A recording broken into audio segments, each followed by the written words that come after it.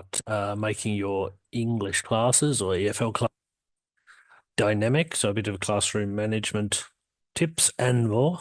Okay. Um, as always, you will receive a certificate of participation and a webinar handout in the next few days. So if you don't receive it by Monday, drop me an email at formazione@mlaworld.com. Don't forget to check your spam. It sometimes ends up there. And that handout will contain all the important information from this webinar, plus some useful links. I think Ruth's added a bibliography too, and so a lot of helpful stuff there. Okay. Um, with that, I'll pass over to Ruth to give us a little bit of introduction into making your EFL classes more dynamic. Hello, everybody. So, what do we mean by dynamic? A dynamic lesson is essentially a purposeful, engaging, and learner-centered lesson.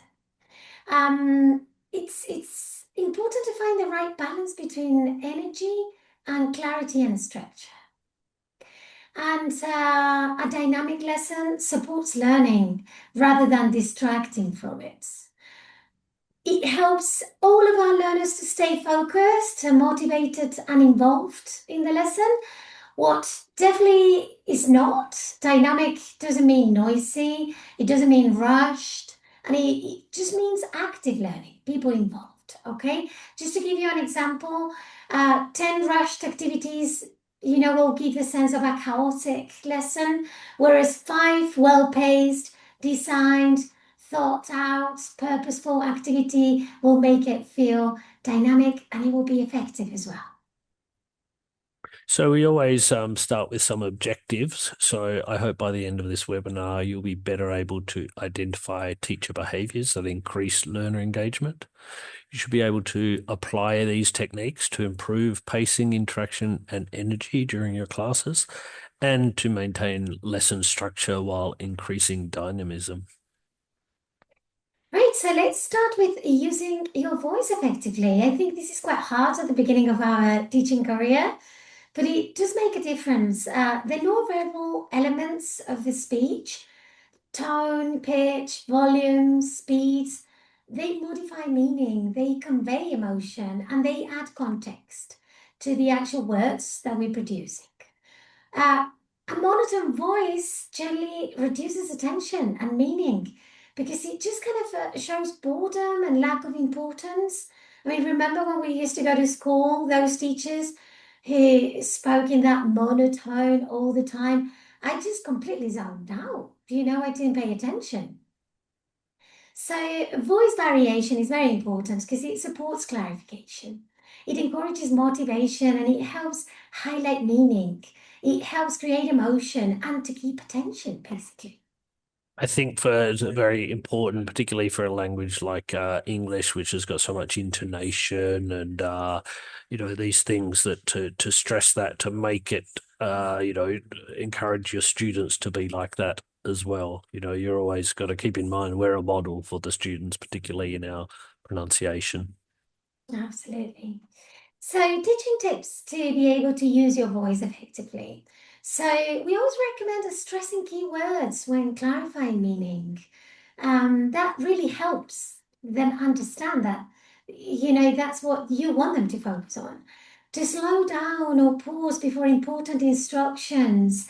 I think it is important for learners to be exposed to natural language, natural pacing. However, when you're giving instructions, you really want their attention and you want to make it clear. So you need to slow down a bit. And instead of raising your voice when you want attention, it is interesting that when you actually lower your voice, your learners think, hey, there's something going on here. So then you regain that attention as well. Whenever I've sort of watched teachers, it's sort of often something that I find distinguishes, let's say, beginning teachers from more experienced teachers, that they generally lower their voice and they know that it calms the class and it gets people's attention like they're listening to. So I think that's a really key point there. It goes against a lot of our instincts in our personal life as well. It does. But certainly in a class, I think you could only benefit by using that little tip. Okay. Presence. I think Josh mentioned this earlier. We are definitely role models for students. So students react to how you feel about the lesson more than the content that you're actually filling the lesson with. Okay. So if you look bored, they will be bored too. This doesn't mean that you have to be an actor. Okay. It's not about entertaining, but it's about being present. They need to know that there's a teacher in charge in class, okay? They mirror your attitude. So if you look happy, interested, enthusiastic about the tasks, they tend to be enthusiastic as well. It's contagious. They respond to our confidence and engagement. They do feel that we're there, to support them. And if they see you're happy, and you are invested in the lesson, they do feel that responsibility as well. And they respond to that confidence. Again, your mood influences your classroom. And it's sometimes good, even if you're not having a great day, it actually helps teachers as well to forget about their everyday life. So you change your moods to get your students involved, and it's a break for everyone. Yeah, I think that's key as well, that if you can fake it, even if sometimes you need to fake it, but it really makes you feel like you forget how you're feeling before, you fake it enough, not only they believe it, but you believe it too. Absolutely. Again, when we're enthusiastic and we're encouraging learners with our enthusiasm, they start taking risks. And that's what we want in classes. We want our students not to be scared of making mistakes. We want them to attempt new, complex structures, to try new language, to be risk takers. And it does happen when you show that attitude. So, using positive, encouraging language, very important. Yeah, well done. Oh, that's fantastic. Yes, keep it up. And show interest in what they're saying. Sometimes they feel that they don't want to share anything in class because you wouldn't care. And we do care about them. That's why we became teachers in the first place. Always, a good idea to ask follow-up questions and things like that. If it's just an introduction or something like that, they comment something, it's always nice to sort of move that on, like they say, about their family. Oh, okay, what's your brother's name? Things like that. Those sort of things can really, let them feel heard. Totally. Um, Just, I recommend being aware. You need to be aware of your own energy levels so that you can control them in class, okay? Because that's going to show that your students are going to mirror them. So if you know that you're not at your best, plan accordingly. It doesn't have, you don't have to be entertaining them, but be aware of them so that you can react and act on it. Say, for example, there is a big difference, okay? It's not the same to say, okay, now we have to do this exercise. I mean, that's very disengaging. It's like, oh, we have to, right? Whereas if we say, this one's tricky, but you can do it, I'm sure, that's encouraging and they'll try and a little bit harder. And then you've got when they do it at the end, you've got the chance to compliment them. I'm proud of you. You really did well there. Yeah. Totally. Now, this is one of the most important parts, organization and lesson flow. Okay.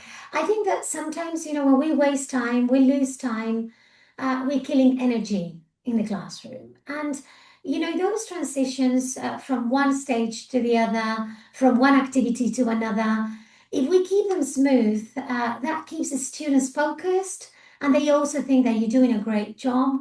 So they will feel confident in their teacher. So it's all about planning, right? There's one thing that I always tell teachers, especially newly qualified teachers, we plan hard. Teachers do their job a lot before we get into class. And then once we're in class, students need to work hard. And they work hard because we've planned before, okay? If we have poor organization skills, that disrupts the pacing. And then students lose their energy as well and they start disengaging. Yeah, it's sort of like sometimes like a balancing act, keeping the attention of the students, and you pause, you lose it. Absolutely. So again, smooth transitions, those maintain engagement, and we have to plan those, okay? A clear structure, it's just that sense of security and coherence. Your students think, this teacher is not messing around, okay? They know what they're doing. And for loads of different reasons, students benefit from knowing the lesson aims. They benefit from it because they need to know what they're there for. They need to evaluate and assess the learning outcomes. Have I done well? Have I not? What have I done in this lesson? Okay. And it's also a way to make sure that your students know where they're at, where they're going, and keeping the flow of the lesson. Closure, closure is very important. That feedback at the end, recapping, making sure that everybody has finished, that they leave with that sense of achievement, and that consolidates learning. Yeah, we got to think that, while the lesson ends, the course doesn't. And so, we want to keep them motivated not only during the hour or whatever time of the lesson, but throughout the whole course. So, you close one lesson, they get the satisfaction, and then they can look forward to building on that in future lessons. Again, teaching tips. Prepare your materials, order them in advance, have them ready. Okay. Instructions. I cannot stress this enough. I'm a big fan of ICQs, instruction checking questions. Don't do it before, like, don't give the materials before you're giving the instructions, because then, that doesn't help. Students get confused by all that information altogether. So while you're displaying the materials, distributing the materials, that's when you're actually delivering the instructions. And objectives, have a clear objective, leading objective, let them know where they're at, signal the actual stage. And again, we need to sequence activities logically towards the end. Okay, they know where we're getting at, and we're sequencing towards the end. We know, they know, so then they will be more aware of what they have learned. How do we sequence? We have to mark those transitions between stages. So now is instructions. Now is the demo. Now you get on with this. This is your time. Okay, it's like marking and signaling.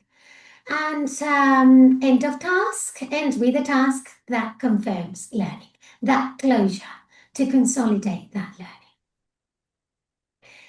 So, for example, how many times at the beginning of our career we were distributing cards and we were supposed to, we didn't have them ready, they were hanging around. Uh, just disrupts the lesson, especially with teenagers and children. Their attention span just is very short at times. Okay, so if you're going to explain the game, if you have some cards and you are telling them take one card, have them ready. It's just simple things like that, not to lose momentum, so to speak. Yeah, I think sometimes we, like in fear of thinking that we're not going to be prepared, we put too much stuff at the beginning on the board, or we give out too much stuff in the sheets beforehand. Whereas it's better, it's quite easy. Obviously, now with interactive whiteboards, we can control when things come up, even if we prepare it beforehand, just like a PowerPoint or something like this. Otherwise, it's quite easy. Okay, if you don't have the time to write it all, then you can even just put some paper over the whiteboard and reveal that as it comes. So, pull off a sheet to reveal the next instruction or the next thing. That is, if you really want to, if you feel like you want to have it all up on the board first, you can reveal it as you go. Those sort of things are great, and they just sort of stop this sort of dead air while you're sort of writing something up. Or alternatively, giving them too much information and they sort of, are confused where they are. Move around the classroom. I think Josh particularly likes this one. You've been talking about moving around the classroom a lot lately. It keeps students mentally and visually engaged, okay? And they stay on task, they focus because your presence is active, okay? It's about you moving, it's about them moving, okay? But your position as well. Don't stay the same place all the time. Um, Physical movement actually supports classroom management because you need to know what's happening everywhere. Okay. When you are near a student, they tend to focus and they feel accountable. Okay. So they know that you may come their way. It's not that you're going to be stuck to your chair and desk. It contributes to that dynamic presence. Anything can happen anytime. My teacher could be around. So, good tip. Walk behind desks, okay, and listen quietly. You don't have to be there interrupting. You can go around with a piece of paper and a pen and just listen and take a note of both good things that happen there. Student output is very important. We'll look at it in a minute. And good things that happen and also mistakes. Then sometimes when you see that a student is not engaging or they're a little bit quieter, you stop next to a student and then you ask a follow-up question. You know, you prompt them so that they know you're present and you're there.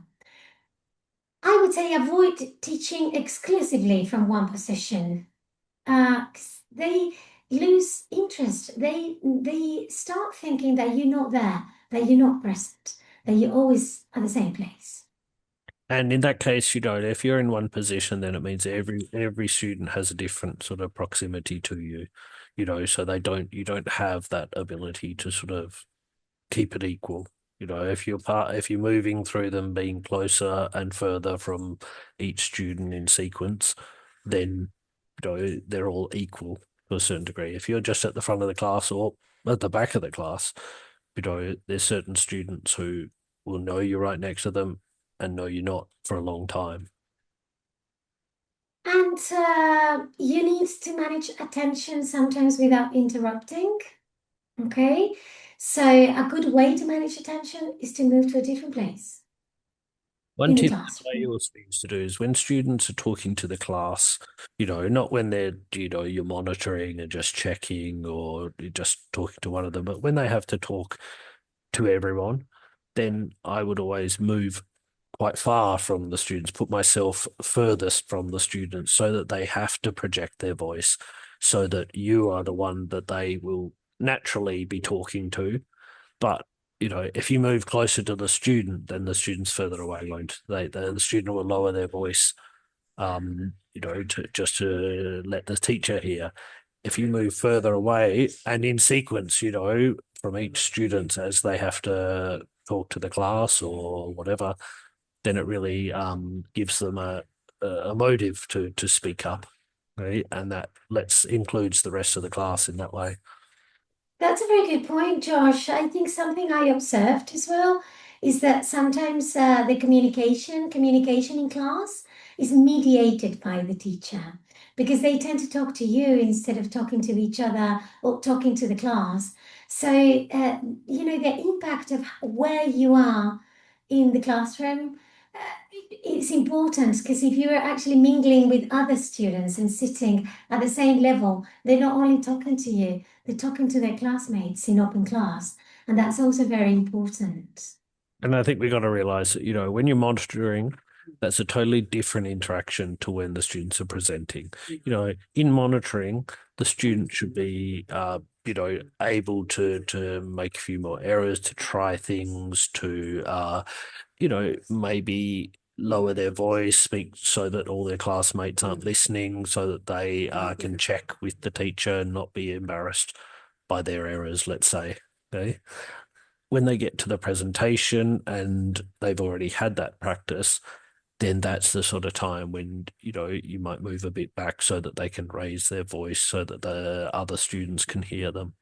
Okay, so it's sort of these, you've got to keep in mind how these sort of interactive patterns are changing and therefore the movement sort of can demonstrate that and sort of make it a bit more instinctual for them without having to say raise your voice or lower your voice.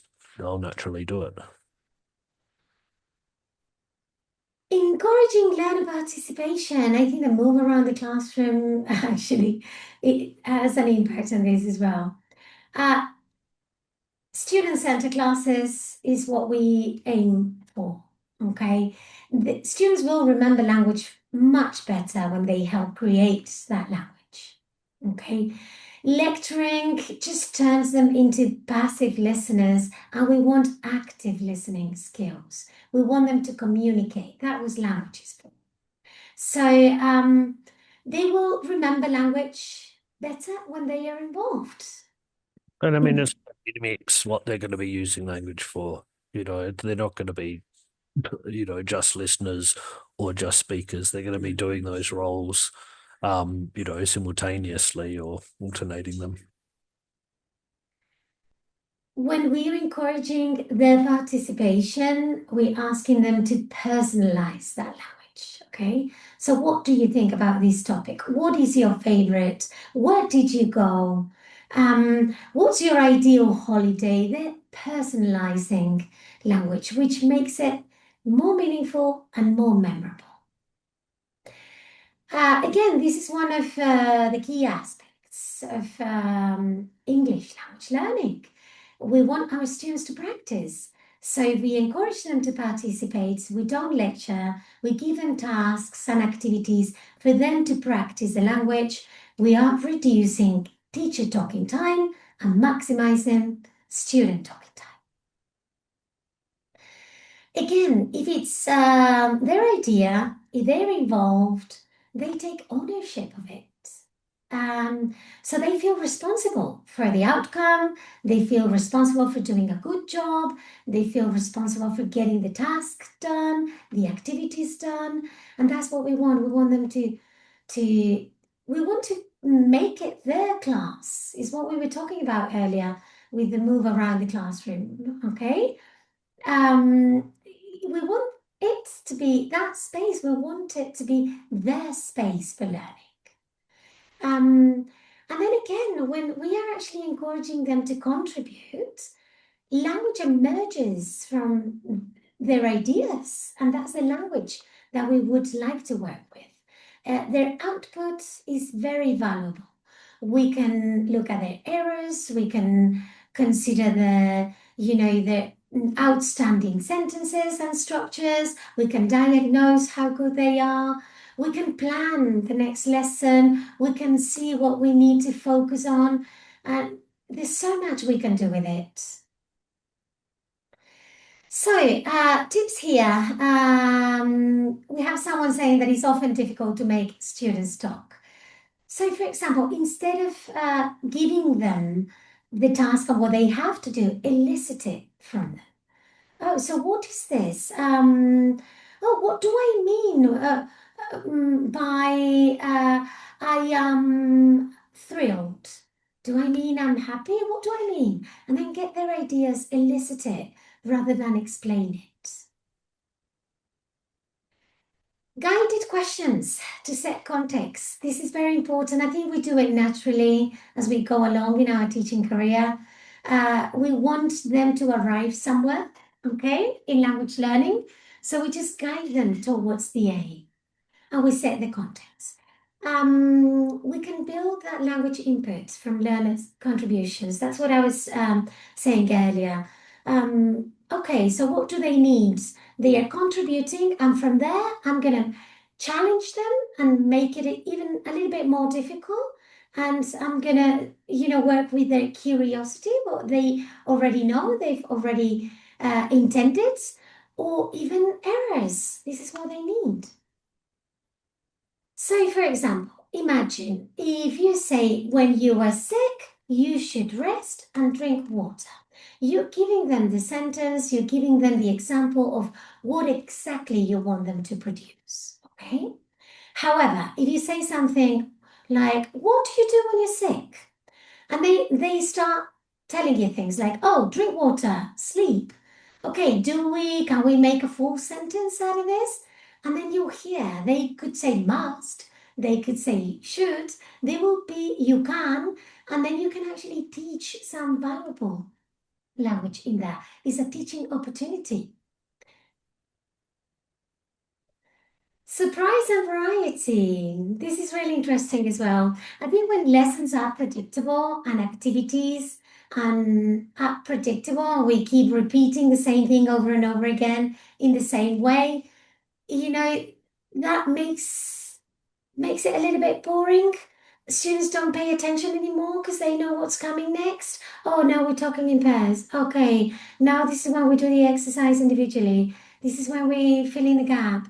This it could happen with anything, okay? Even the most active lesson, uh, if it keeps being the same all the time and there's a lot of repetition, then it becomes boring. So, for example, small surprises, they are big attention boosts. So, if I usually, for example, have a predictable routine, my students will not be attentive anymore. Let's re-engage with a small change. Yeah, I think sometimes we sort of rely on, something's worked before, it must work again. And often it does. But, you know, the more you do that, the more sort of it lets them sort of get into a rhythm and do the minimum to get by. That is them, the students. And it's not good for us, as creative teachers. That's so true, Josh. I think you hit it on the nail there. I think it is very important to know that something that has worked before doesn't necessarily have to work again or all the time because it's not the same mood. And that variety also supports different type of learners. Okay, that movement. We've got different type of learners. Some of them are audio learners, other ones are visual learners, other ones are kinesthetic learners. So let's add different things for different people. Now, change the interaction patterns unexpectedly. So if you have the pairs, students work well together. You have like these really good pair of students. Change it so they're not getting used to doing the same thing with the same partner all the time. A twist in a familiar activity. So, for example, reading. We were talking about reading recently, and instead of doing it sitting down, reading one go, chunk the reading, put it up around the classroom, go around. Sometimes you divide the group. One of them goes to read it, comes back, talks to the other person. We've got loads of different activities we can use, and we can tweak them in so many different ways. Okay, so if you're used to doing this sitting, do it standing. Changing seats is always difficult, says Carla. I think it is difficult unless we plan how we're going to get them to change seats. Okay? I think sometimes if you divide your students in pairs, for example, you can nominate A's and B's. So you tell them you're A, B, A, B, A, B. Then A's, raise your hand. You check that they know who they are. Your A's now. A's, stand up, move one space. So they just move around the classroom and they just go to the other A seats on to the right. That is super quick and easy. It's a very effective way to help your students change seats. Again, we're going back to planning and organizing. Interaction patterns need to be organized in advance. We do have webinars about this, but you can't just say change altogether, mingle. That is a different type of activity, okay? If you want it to make it effective, you need to organize it. I encourage everybody to watch that webinar. Yeah, they're all on our YouTube channel. I think the handout this week has a link to the YouTube playlist, so you can have a look at a lot of our webinars are focused on these sort of things, active learning, interaction patterns, things like that. There's a lot of this more about this in those webinars for sure. We have another person, Emanuela was saying that, for example, in classes, once a week, the students have to change their seats for speaking activities. That's quite good. If you've already allocated the pairs, that could be fast and efficient as well, Carla. You can actually, create the pairings if you know your students. And then you tell them, okay, so you two are going to be together. These two are going to be together. Or they have to stand up, go and check who they're sitting with, and then go back to their seat. I mean, it's very easy in if you want to like an easy way of making pairs that they're not used to is if I've got a class of, I don't know, 25, 26 students, then I just go around and count to like walk around them, count to 13 and then count to 13 again. Okay. Giving them each a number. And then I say, if you're one, find the other one. If you're two, find the other two. That's immediately mixed up everyone from different parts of the classroom. Same, you could divide it by three, you could divide it by four, so things like this. And you could go 1, 2, 3, 4, 1, 2, 3, 4, 1, 2, 3, 4, things like that. Okay, the ones come over here, the twos come over here, the threes come over here, the fours come over here. Instead of just saying this half of the class, that half of the class, or these guys who are probably working together anyway, it keeps them on their toes. So if you want to, for sure, let them choose partners, but other times you want to get them mixed up and learn how to speak to other people that they're not used to. Absolutely. We've got an interesting question here. Annalisa was asking how we can motivate students to work with partners, with other students with special additional needs. We do have a series of webinars about catering for additional needs. Again, check out our YouTube channel. I'm sure you'll find interesting ideas there. And then Katya was saying that she always uses dance during her lessons. That is brave, Katya. Oh, great. um, Again, introduce time limits. Time limits work wonders. Okay, they have to do exercise one or the activity, decide something, decide on a very simple thing. Okay, decide in your groups which role each person is going to play. I'm gonna be the spell check. This person is gonna be the one that searches online for information. The other person is drafting a presentation. And that decision making could take forever if you tell them you've got 3 minutes. Or insert a competitive element. That also works, okay? So, right, the group that does this faster or better, that comes up with more words to describe something, will get to choose a song we'll be playing while working. Things like that generally introduce a surprise, variety, and they are big attention boosters. I think a key point here that we talked about is, this variety supports different learning styles. So, you know, using a bit of variety will maybe engage those students who haven't been engaged before. So if you're getting students who generally are not engaged in the lessons, then try to switch something out and see if that engages them. Like we all have stories of how one topic we got onto or one activity we got onto, a student who's normally quiet was great one lesson. That's because it was something that they respond to, and so keeping that changing all the time, you can see what different students respond to, and then you can make sure that you incorporate them into your lessons in the future. If you're just doing the things that work, okay, maybe with the majority of students, the minority is going to be left out in general. Right, so with this, we're coming to an end. As a conclusion, dynamic classes come from intentional choices, no extra effort. It's not that we have to work harder. We just need to choose what we're going to do in the lesson, how we're going to do it.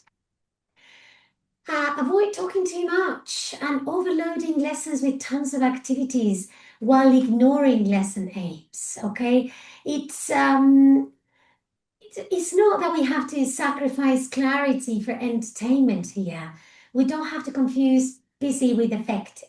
Okay, it's about those decisions that we make. Um, by all means, you don't have to change everything at once, okay? It's just a small change, and small changes make a big difference. You can start with something with your voice, you can start with movement, a tiny bit of organization, planning, the little surprise here and there is not all together, okay? Participation, that's a must be added, and variety gradually. It just keeps while keeping structure at the core, we can add that variety gradually and encourage participation. And let's remember that dynamic lessons come from meaningful tasks. And we need to reflect regularly on our teaching practice. I think this is something that Josh was pointing out earlier. When you realize that, for instance, a student that never contributes has contributed in class, why did that happen? What did I do? How can I engage my students a little bit better? Okay, what can I do? So basically, that reflection is very important. And I mean, don't be afraid to ask for feedback from your students too. Reflect on your teaching practice in a self-conscious way, but encourage students to do so too, not just by themselves, but to you, so that they can understand what they did well, what they didn't do well, what they liked, what they didn't like, and then you can see how that engagement goes. Even if you want to do it in a sort of, they can write it on a sheet, fold it up, and give it to you anonymously. It doesn't need to be something in front of the class, but those sort of things can always help engage those students who, maybe didn't feel the activity today was what they wanted, or, maybe you didn't notice that they really liked it. Yeah. And so those sort of things, I think, really, it can again help us change our teaching and engage those students and make their lessons more dynamic. Certainly. As always, we ask you for suggestions. So if you'd like us to develop anything you've heard today or anything you haven't seen us broach previously, or even to expand on something you have seen us do previously, then write in the chat now, or you can always email us at formazione@mlaworld.com, and we'll certainly take your comments and feedback on board. This is sort of what I was talking about doing in the end of your classes, so we'll do it at the end of the webinar too. We always like to make our webinars dynamic too. And a big thank you. Thanks to Ruth, who planned and presented this webinar. A really great one, I think. And thanks to all our participants too for your attention.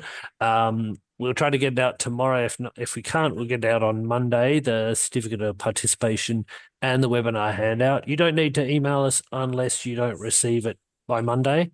But that will be there with all the useful links and all the details there in case you want to go through it a bit more carefully. And then next week we're going to be using stories in the EFL classroom. So we're going to look at different ways of telling stories, using stories to teach English. Okay, not just literature, but stories in general, storytelling. I really hope you can join us then. Thanks a lot to all our participants, and again, thanks to Ruth. Okay. Thank you, everybody. Have a good evening. Good evening, everyone. Bye bye.